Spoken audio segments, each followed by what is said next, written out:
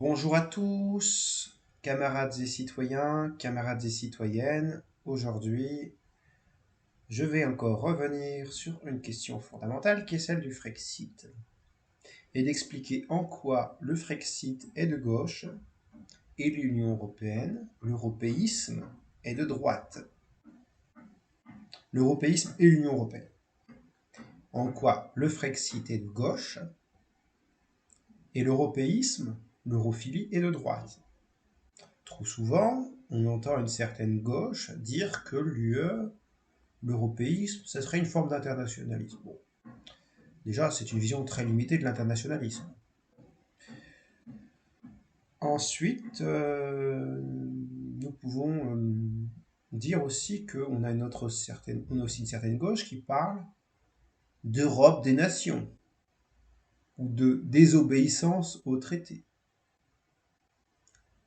C'est un aveu de faiblesse vis-à-vis d'une institution qui est un carcan empêchant toute politique sociale. J'y viens.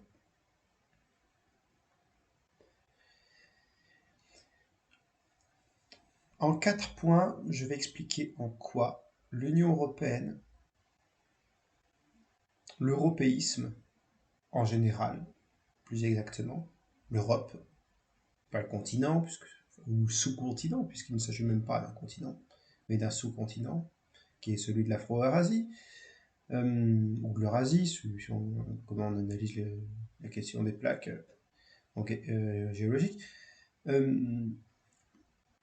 est de droite. En quoi l'Europe, l'idée d'Europe en politique est de droite. Eh bien, mes chers amis, mes chers camarades, l'Union européenne est de droite sur les 4 points suivants. Primo, l'Union européenne est antidémocratique. Elle nie la souveraineté des États-nations, et en l'occurrence des États-nations au sein duquel il y a un certain principe de souveraineté populaire. Au nom des traités, on considère, comme Jean-Claude Juncker, qu'il ne peut pas y avoir de démocratie contre les traités européens. Les décisions prises à l'intérieur des nations ne font pas effet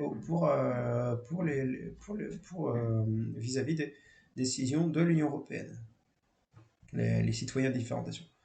En ajoutant que les habitants des dites nations n'ont jamais été très européistes, qu'il y a eu des majorités d'abstention quant au référendum sur l'Union européenne, sur le traité de Maastricht. Bon, ça c'est un autre sujet. Que la souveraineté réside dans la nation, ça c'est une œuvre de la Révolution française, hein. La souveraineté populaire réside dans la nation. La Révolution française mettait en avant l'articulation de souveraineté nationale et souveraineté populaire. Ça, l'Union européenne, ça consiste en le fait en la négation pure et simple de la souveraineté populaire par la négation de la souveraineté nationale. Il ne peut y avoir de démocratie contre les traités européens. Ça, c'est Jean-Claude Juncker. J'ajoute qu'il y a des institutions non élues qui sont beaucoup plus puissantes que les institutions élues au sein de l'Union européenne. Le Parlement européen a un rôle indicatif, en fait. Mis à part payer des gens qui hyper cher, le Parlement européen, il y a un conseil des ministres. Les ministres ne sont pas élus, hein. Ce sont des gens nommés par le président des différents pays, les ministres, hein. Il y a la Commission européenne, le Conseil de l'Europe, tous ces gens-là ne sont pas élus. Et il y a une puissance des lobbies pour financer financer tel ou tel projet de loi qui vont dans leur sens, sur lesquels il n'y a pas de droit de regard populaire. Par ailleurs, les citoyens des différents pays européens n'ont que faire d'une institution qu'ils jugent inutile sur le plan politique et nuisible. La citoyenneté européenne, c'est une vaste blague. Vous êtes des députés, oui, mais ils ne vous représentent pas. Ils ne vous représentent très mal. Ce sont des figurants. l'essentiel des décisions se prennent au sein d'institutions complètement éloignées des masses, qui, elles, sont beaucoup plus intéressées par les conseils des banques d'affaires, par l'avis des banques d'affaires, par l'avis des financiers, que par l'avis des citoyens de la dite Union européenne. Donc l'Union européenne est antidémocratique. Ça, c'est un premier point qui devrait... l'absence de souveraineté populaire, la négation de la souveraineté populaire, ça, c'est le premier point pour lequel être de gauche. Et on peut se faire valoir pour la droite, éventuellement être patriote. Hein, mais moi, je suis de gauche patriotique. C'est-à-dire que je considère qu'on doit agir là où on peut, au niveau de son pays, avec le peuple qui la compose, gauche républicaine, Valmy, tout ça. On devrait considérer à gauche que c'est pas terrible de nier le principe de démocratie, étant donné que historiquement, ce qui a fondé la gauche, c'est la Révolution française, c'est l'idée de souveraineté populaire. C'est problématique, ce genre de choses. Donc, premier point, c'est la négation de la démocratie par l'Union européenne.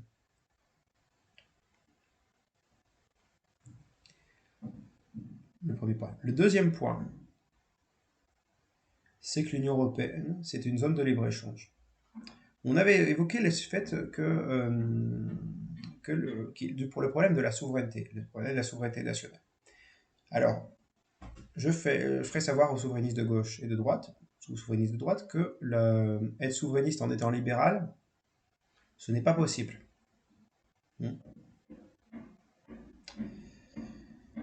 Donc le manque de souveraineté, ça signifie ne plus être souverain sur sa propre monnaie.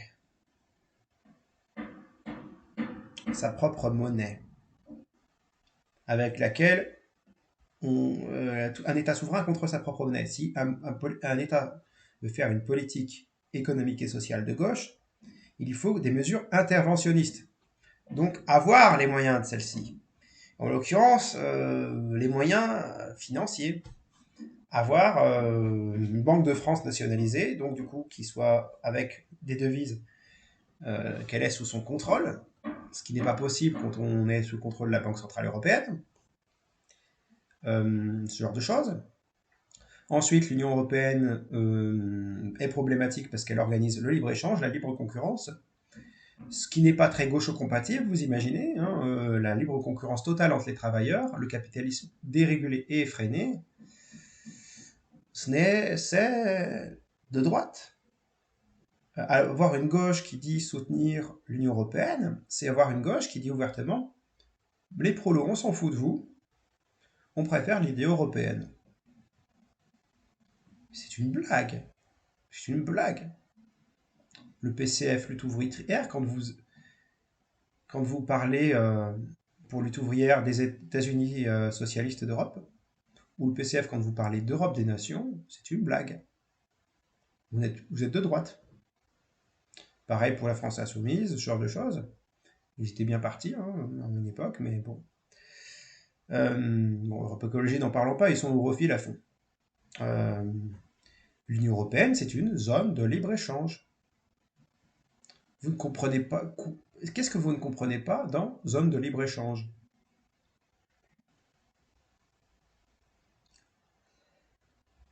Ensuite, alors, j'ai posé la question. Donc, du manque de démocratie à cause de l'Union européenne, politique libérale, la monnaie, le chantage à l'euro, le libre-échange organisé dans cette coterie capitaliste qu'est l'Union européenne. Le troisième point, ça va être le point historique de la gauche, qui est celui qui abandonne malheureusement un peu trop la gauche, c'est la laïcité. Le sentiment européen a un côté parfois un peu, à la base déjà, un peu fondé sur une vision de l'histoire, qui est une vision, l'Europe, c'est l'endroit où il y avait majoritairement des églises chrétiennes, catholiques et orthodoxes. Donc, le nord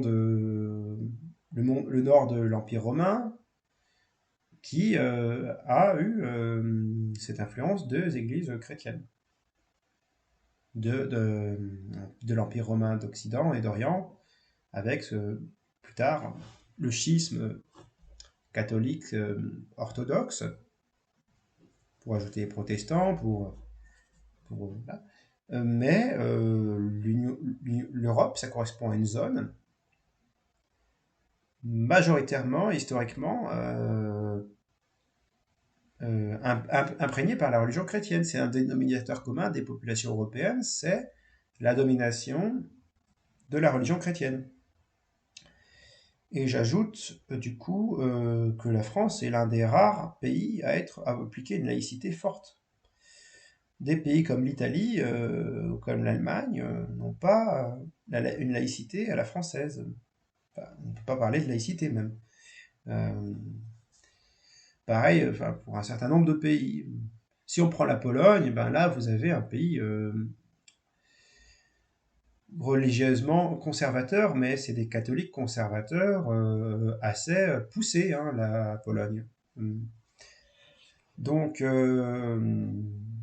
vous avez un truc qui est ouvertement anti-laïque, sans compter la polémique qu'il y a eu sur la promotion du voile par l'Union européenne, en disant que c'était une beauté dans la diversité. Je suis pas sûr que les féministes iraniennes qui sont arrivées en France, se sont battues pour enlever battues contre le voile qu'elles voyaient comme une oppression religieuse des femmes, soient très d'accord avec ce genre de choses. Pour une certaine gauche qui se dit féministe, pour la gauche qui se dit féministe, souvent, l'Union européenne qui valorise une chose qui est considérée à juste titre comme l'oppression des femmes, à savoir le voile. Les religions n'ont jamais été n'ont jamais été autre chose dans leur histoire que quelque peu misogyne, hein. On ne peut pas le nier, hein. L'Union européenne en faire la promotion, je suis désolé, mais c'est de droite. C'est de droite l'Union européenne sur ce point-là. Donc, surtout si dans un combat de gauche, il faut maintenir quelque chose, il faut absolument maintenir la laïcité, et faire la convergence entre combat laïque et combat social, puisque c'est ce qui permet d'effacer toute volonté communautaire qui briserait la conscience de classe au sein des masses populaires. Et l'Union européenne, elle a ses intérêts à diviser la population, à diviser les prolos entre eux, avec de la religion ou de l'ethnie. Et c'est le quatrième point sur lequel je veux venir, qui est un point peut-être un peu plus obsolète, mais ou pas, je ne sais pas. Ça, c'est une autre question. Si gens qui je m'adresse, suivant le contexte plutôt, c'est que le quatrième point, c'est que l'européisme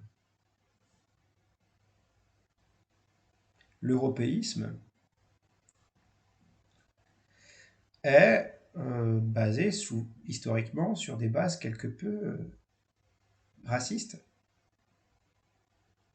Le fait de valoriser plus cette région du monde où en majorité les gens sont comme moi un peu de couleur caucasien, blanc de peau, vouloir faire un peu un entre-soi de ce genre, il y a quand même un côté cringe, hein. Il y a un côté d'un côté dans l'européisme à la base il y a un côté on est en blanc. Je suis désolé mais c'est un peu réactionnaire ça, ce genre de choses, de considérer que la couleur de peau est un critère de civilisation. L'idée de repli sur soi européen, il y a un côté profondément raciste, hein, à la base. Les mouvements fascistes parlaient d'Europe. Bon, ils envisageaient une Europe qui était à la leur, hein, celle d'un empire européen, les mouvements fascistes. Et en l'occurrence, les mouvements fascistes nazis, ils avaient une vision de l'Europe, hein. Ils avaient une vision d'unité européenne. bon, on ne peut pas facilement comparer à ce point à, à l'Europe telle qu'elle est aujourd'hui, hein. Mais bon, entre les libéraux et les nazis, entre les libéraux et les fascistes, il y a des points communs. Le capitalisme, mais aussi, comme Johan Chapoutot en parlait, le management et la réification des personnes. La tendance à considérer les hommes comme des choses. Donc on peut voir un peu certaines convergences. Et c'est pas étonnant que à la main de l'un, qui sont passés dans leur jeunesse de l'ultra-droite à une vision d'ultra-droite, on va dire, entre guillemets, libérale, en fait, que ce soit des pro-européens, ces gens-là. C'est des... Il y a le côté antidémocratique, en plus, ça devrait nous mettre à la puce à l'oreille. La division ethnique, la vision ethnique, qui est une vision propre au mouvement fasciste, ben, ça pue un peu là-dedans l'européisme, hein. Surtout quand on sait que l'UE est très proche de l'OTAN. Donc, dans ses positions. Quand on voit qu'il y a quand même une convergence de points de vue, hein, entre UE et OTAN, ce qu'on appelle l'euro-atlantisme, un bloc occidental, bon, et on voit un certain mouvement de droite dur qui sont occidentalistes, qui ont beau critiquer parfois les Américains. Bon, on peut se demander s'ils ne sont pas financés un peu. Mais ça, c'est une autre question. Ben voilà, il y a des bases quand même un peu puantes, hein, dans le sentiment européen. Pourquoi plus l'Europe que l'Asie ou l'Afrique? Enfin, et pourquoi d'ailleurs vouloir faire des blocs en disant, tiens, les Asiatiques ils sont tous pareils, les Européens sont tous pareils, les Africains tous pareils. Après le panafricanisme, on pourrait parler de la question du vécu colonial, des populations qui s'y trouvent.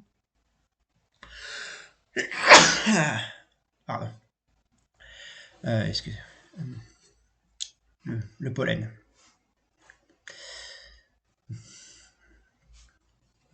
Eh bien, il y a cette question-là qui se pose, hein, de l'entre-soi ethnique qui,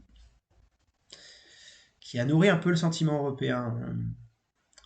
On pourrait voir un peu certaines figures qui étaient pro-Europe. On ne serait pas étonné de subodorer certaines incohérences avec l'extrême droite. D'ailleurs, l'extrême droite parlementaire, hein, les Zemmour, les Le Pen, ne sont pas des Frexiteurs. Ce sont des gens qui parlent d'Europe des nations, mais qui voient un intérêt au marché libre dans l'Union européenne. C'est du folklore. Ils ont une vision folklorique de la nation et une vision folklorique de l'Europe. On fera la passe sur tous les mouvements qui parlent de nationalisme européen. On sait très bien ce qu'il en est en termes de dégueulasserie. Moi, ce que vous invite à vous rendre compte, c'est que le Frexit, c'est la vraie alternative qui pourrait sauver la vraie gauche. Et que sans ça, on fait rien, en fait. Tant qu'on est englué dans cette mélasse libérale réactionnaire qu'est l'Union européenne, on ne peut pas faire de politique de gauche. Il faut quelque chose de volontariste, une sortie volontariste de l'Union européenne.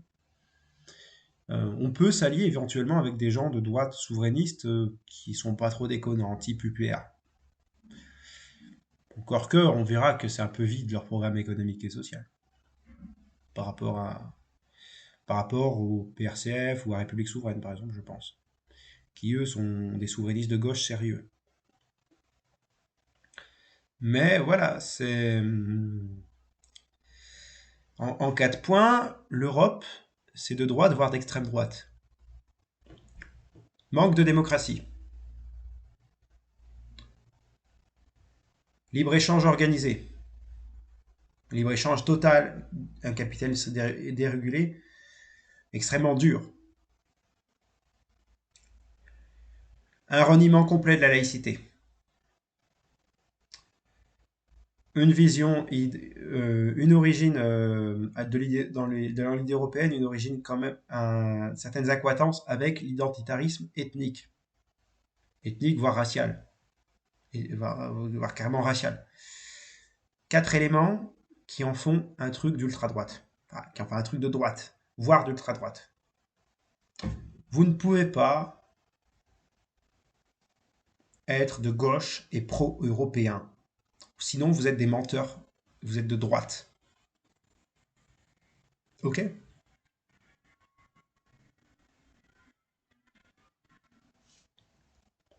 Bon, sur ce coup de gueule, sur la nécessité du Frexit, je vous souhaite à tous, camarades et citoyens, une excellente journée à vous.